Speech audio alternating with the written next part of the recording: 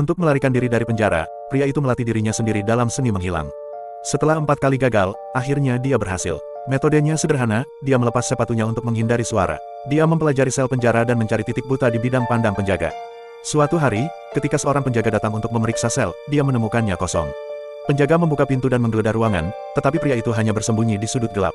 Penjaga memperingatkannya untuk tidak bermain trik, tetapi pria itu tidak peduli. Dia malah fokus pada dinding penjara dan menemukan celah di antara papan kayu. Dia memanjat dengan tangan kosong dan meraih jeruji besi di dekat langit-langit. Saat penjaga memeriksa lagi, pria itu sudah pergi lagi. Penjaga itu berlari ke dalam dengan marah dan mencari kemana-mana, tetapi masih tidak melihat apa-apa. Kemudian penjaga itu melihat ke atas dan melihat pria itu tergantung di atas pintu. Penjaga itu berteriak dan memukulinya dengan sebuah tongkat, tetapi lelaki itu hanya tersenyum bangga. Pria itu telah menyempurnakan teknik tembus pandangnya. Dia merentangkan lengannya dan menggerakkan tangannya perlahan, menyesuaikan sudut hingga telapak tangannya menghilang dari pandangannya sendiri. Dia menggunakan bidang pandang mata manusia 180 derajat untuk mengukur titik buta dan bersembunyi di zona tersebut. Kuncinya adalah tetap diam di belakang penjaga, tepat di luar pandangannya. Jadi, dengan cara tertentu, dia menjadi tidak terlihat. Hari demi hari, dia berlatih dan akhirnya menjadi seorang ahli. Sekarang saatnya untuk mengujinya dalam tindakan.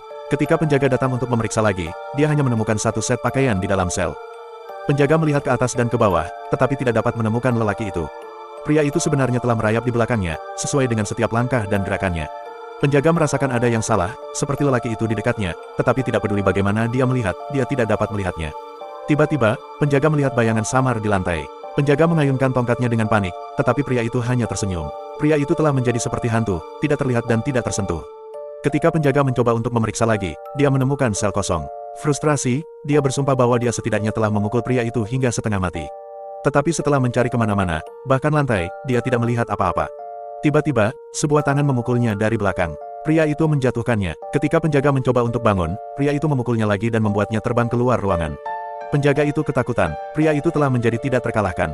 Ketika pria itu bersiap untuk melarikan diri dari penjara, dia mengatakan dia telah menyelesaikan hukumannya dan bebas untuk pergi.